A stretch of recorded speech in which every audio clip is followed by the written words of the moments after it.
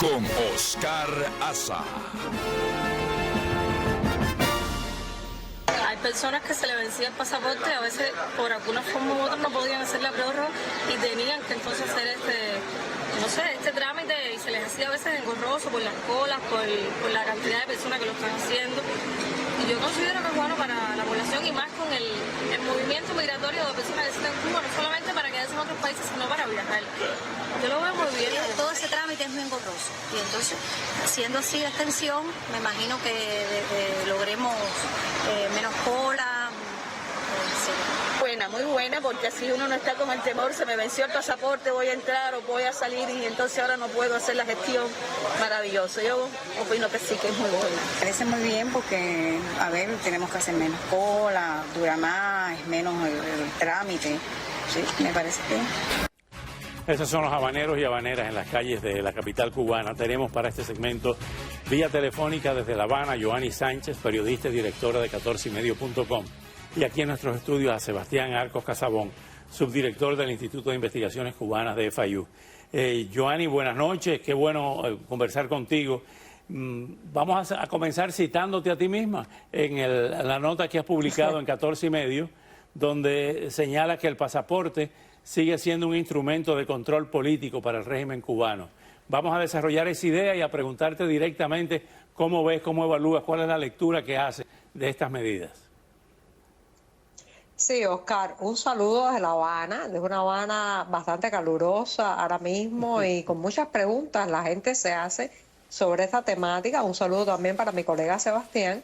Y te cuento que, por un lado, son medidas evidentemente en la dirección de la flexibilización, pero la flexibilización que llega contra las cuerdas porque evidentemente el régimen cubano, con sus arcas vacías, económicamente quebrado, necesita atraer todo lo que se pueda a visitantes, remesas, viajeros, incluso viajeros cubanos que forman parte del exilio. Pero no solamente eso, los trámites para lograr un pasaporte, para renovar los anteriores pasaportes, se habían complicado muchísimo porque este país está tan disfuncional, tan, digamos, ineficiente, que el simple hecho de lograr un sello de timbre para hacer una prórroga del anterior pasaporte ya era prácticamente una misión imposible. Por tanto, yo creo que ellos se están aligerando de carga burocrática, están tratando además de allanar el camino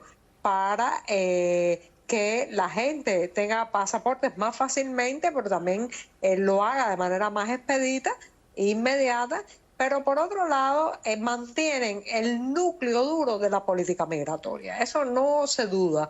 El núcleo duro de la política migratoria es que en este país sigue siendo selectivo quién sale y quién entra.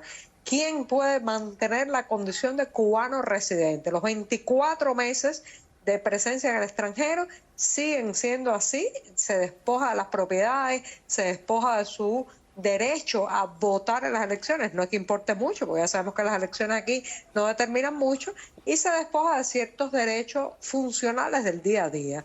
Amén de todo lo demás, si el pasaporte dura menos o dura más, el control sobre quién entra y quién sale se mantiene, y se mantiene el concepto de regulados, que como tú mismo has dicho, Oscar, es el eufemismo para limitar a quién puede salir de la isla por emitir una opinión política. Sebastián Arcos Casabón, esto quizá tiene que ver con negociaciones que nosotros no hemos visto en toda su magnitud entre Washington y La Habana en los últimos meses.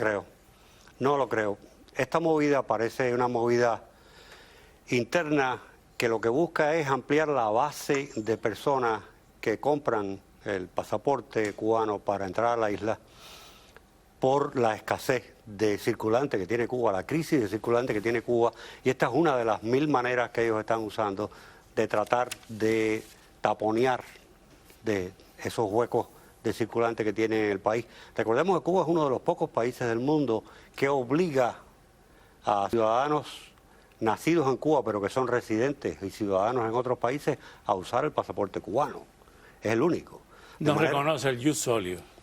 No reconoce ningún otro que no sea el cubano. Y como bien explicaba Giovanni, continúa, por supuesto, esta selectividad de garantizar derechos de acuerdo a lo que el régimen decida. Ellos deciden quién recibe pasaporte, quién no, quién sale, quién entra, quién se queda afuera. En fin, ellos siguen fundamentalmente violando el derecho número 13 de la Declaración Universal. Giovanni, ayer hablábamos de estas nuevas medidas de criminalizar una serie de actividades, especialmente más que la libertad de prensa, que ya existe la ley Mordaza, la libertad de expresión. ¿Por qué en un momento en que todos piden apertura, en que todos durante mucho tiempo han tenido la esperanza de un acercamiento entre Washington y La Habana, toman estas medidas draconianas, aprietan más el cinturón? Se trata de la lucha por el relato, Oscar. Quien domina la narrativa cree que domina la realidad. Y el régimen cubano se ha propuesto desde hace mucho tiempo, pero ahora con mayor encono, con mayor energía, dominar la narrativa de lo que se dice desde dentro de la isla. Claro está que las redes sociales, lo que se publica a través de Internet y el periodismo independiente son ahora mismo el gran contrincante, porque son el relato paralelo, los que cuentan desde la falta de insumos en un hospital hasta la represión en las calles, y por tanto quieren controlar eso de cara a qué, bueno, pues a su viejo objetivo de siempre, mostrar o supuestamente mostrar que este es el mejor de los modelos posibles, pero entre otras cosas también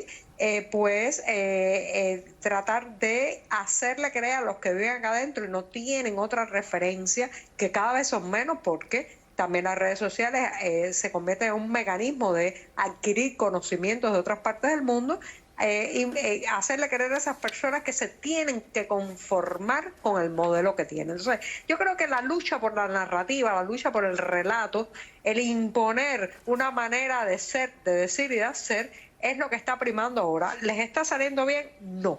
Les está saliendo mal porque simplemente los cubanos están desbocados, digámoslo así, en las redes sociales. Lo mismo el cuentapropista que se queja del centro de la isla, que no tiene un mercado mayorista, el cubano que reporta una represión policial en La Habana, el otro que habla de que no tiene comida para sus hijos en el oriente, el otro que se va del país, en fin.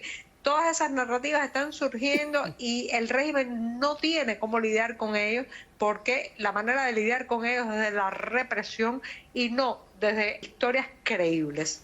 Mientras tanto, Josep Borrell, Sebastián, va a La Habana, ya había ido como canciller del gobierno español, ahora va como comisario de Relaciones Exteriores de la Unión Europea, para tratar de alimentar el diálogo estructurado, que ellos lo llaman, una forma semántica de decir diálogo puro y simple. ¿Cómo lo ves? Es una pérdida de tiempo y es lamentable.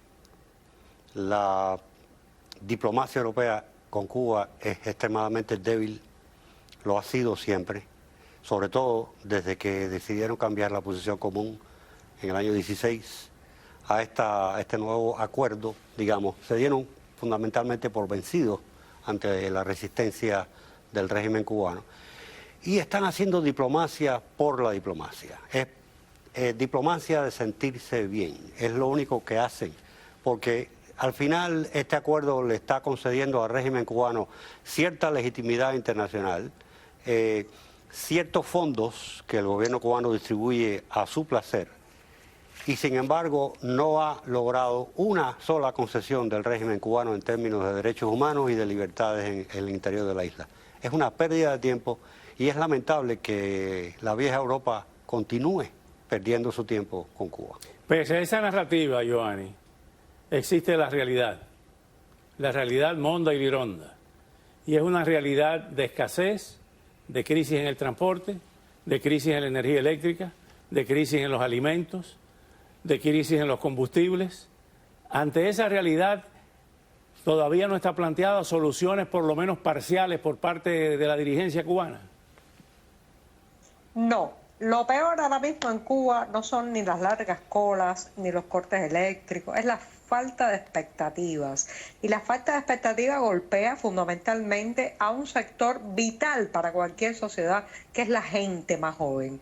Cuando la gente más joven no quiere estar en el lugar donde nació, ese país tiene un gran problema. Cuando cada semana yo tengo que despedir a gente que conozco, cuando cada día veo a gente armar las maletas y partir, cuando veo a los más talentosos, a la gente menor de 30 años, poner, digamos, mar por tierra de esta isla, ahí hay un país que tiene un grave problema. Eso es lo que está ocurriendo.